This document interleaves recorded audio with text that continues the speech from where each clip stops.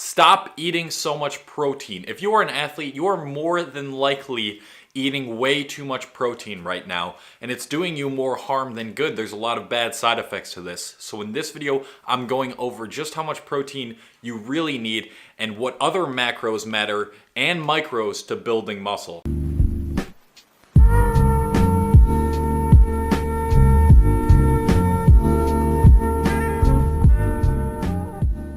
How's everybody doing? It's your man Cole Hastings. We are back with another video. If you are new to my channel, welcome. This channel is all about building your body and mind through a plant-based diet, as well as personal development topics, so consider subscribing. So right now I'm gonna go over the side effects to a high protein consumption, and then I'm gonna tell you how much protein you really need, and then at the end of the video, I'm gonna tell you which micros and macros are also essential to building muscle, so stay tuned for that. So first off, too much protein can actually be correlated with lower testosterone levels. Yes, I know that sounds very counterintuitive, but a study on 7 normal men, they had normal testosterone levels. I believe they took half of them and put them on a high protein, low carb diet, and then put half of them on a high carb and low protein diet. And they found that the diet with a low protein and high carbohydrate was linked to higher testosterone. Yes, a diet a little lower in protein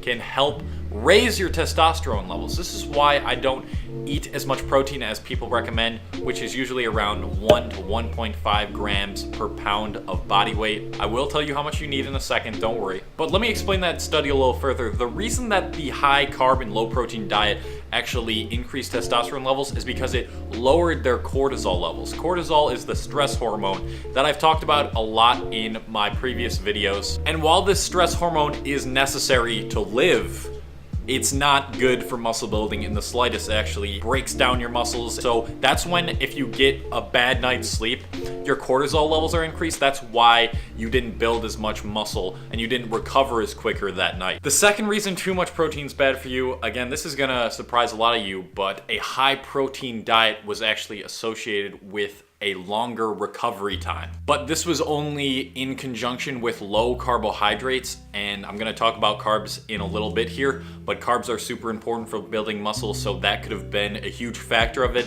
But they took the subjects and randomly assigned them to either a high protein, low carb diet or a high carb, lower protein diet, and they found that the high carb, lower protein diet actually helped muscle recovery. So this is already hinting at the macros and micros that I'm going to go over later in the video. This next study took cyclists and they wanted to determine how high or low carbs would affect the degradation of skeletal muscle as well as whole body protein synthesis. And what they found, yet again, that a high carbohydrate diet actually helps to increase recovery. So now I just want to tell you guys what other macros you should be focusing on other than protein. Obviously, protein is still very important for building muscle. We've seen that time and time again, so don't neglect protein completely. I still believe it should be above the recommended daily amount if you are an athlete. But again, lifters especially, are usually just eating way too much protein, and it leads to the side effects that I just talked about. So what other macros and what micros are important for building muscle as well? As you might have guessed, carbohydrates are huge when it comes to building muscle.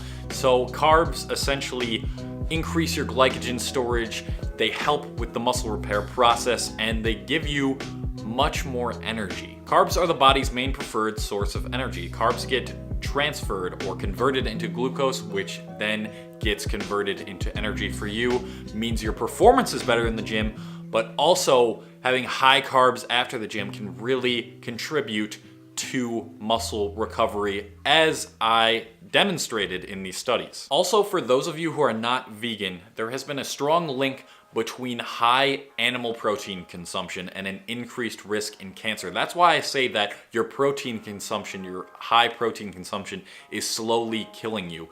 And the other thing that related to that title was the fact that you can get your cortisol levels increased through higher protein. So even if you're vegan as well, if you're having too much protein, it can increase your cortisol levels. We want to keep those low for the most part. Although they are essential to living, we want to keep them low because cortisol just leads to a worse life, more stress, and more stress leads to a shorter life. Now, as for fat, I don't think fat is nearly as important as carbs and protein are in order to build muscle and recover quickly.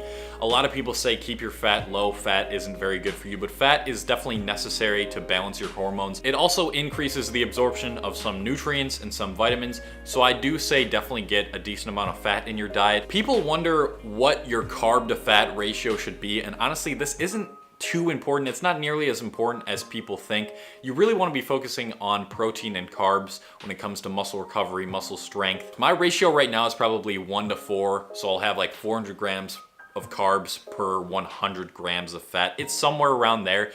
Anywhere around there is pretty decent, but again, just focus on the carbs and protein more than the fat intake. All right, so now let's go over the micronutrients, which people neglect so much, and I've talked about them a lot in muscle recovery in my previous videos. They are super important to building muscle, to increase your testosterone, to just feeling better in general. People neglect these a lot, so let's go over the key micronutrients that I believe you need to build muscle quicker and recover quicker. First up is iron.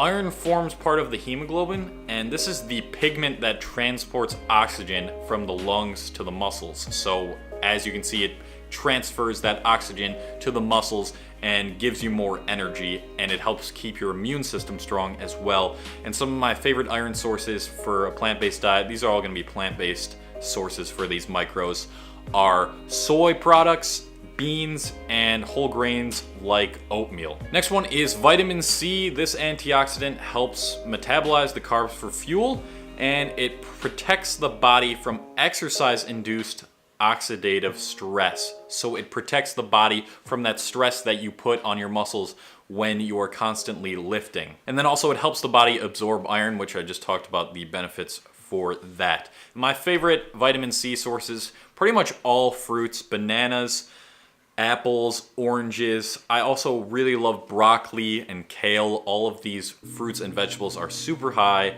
in vitamin C. Selenium is the next one. This is a mineral. It's shown to boost your immune system. It increases your energy levels, and it also helps to increase your testosterone. And my favorite way to get selenium is Brazil nuts. Brazil nuts are a pretty uncommon nut, but I get like a box of mixed nuts, and they're usually in there. That just gives me my selenium for the day.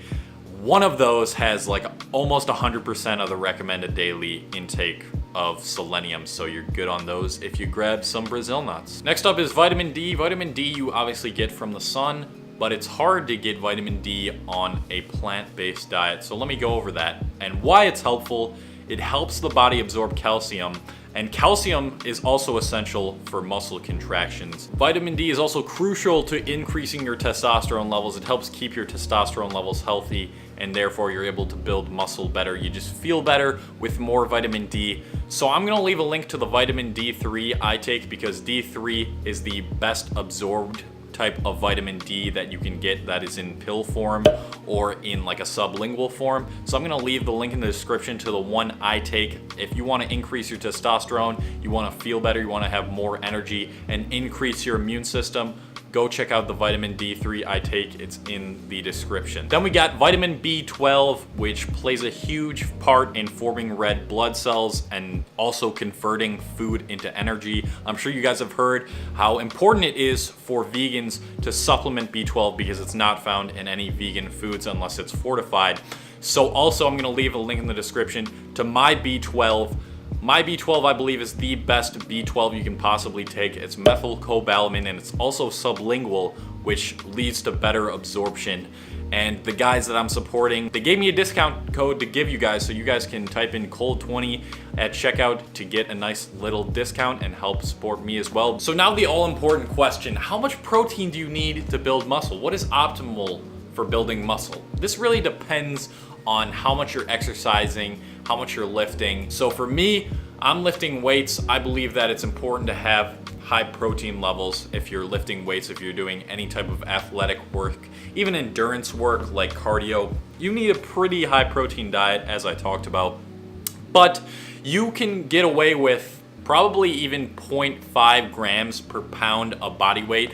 I would say probably 0.6 grams to 0.8 grams is pretty optimal, if I do say so myself, and I do believe that is right around the sweet spot to not having those negative effects that I talked about. I've been taking around this protein every single day for a very long time now, and I've seen no decrease in strength, no decrease in my muscle.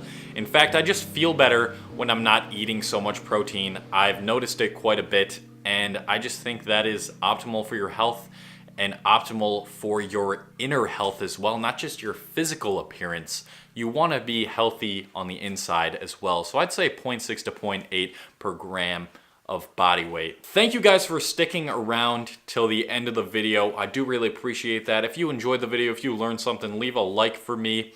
And that is going to be it. So I will catch you guys in the next video. Love y'all.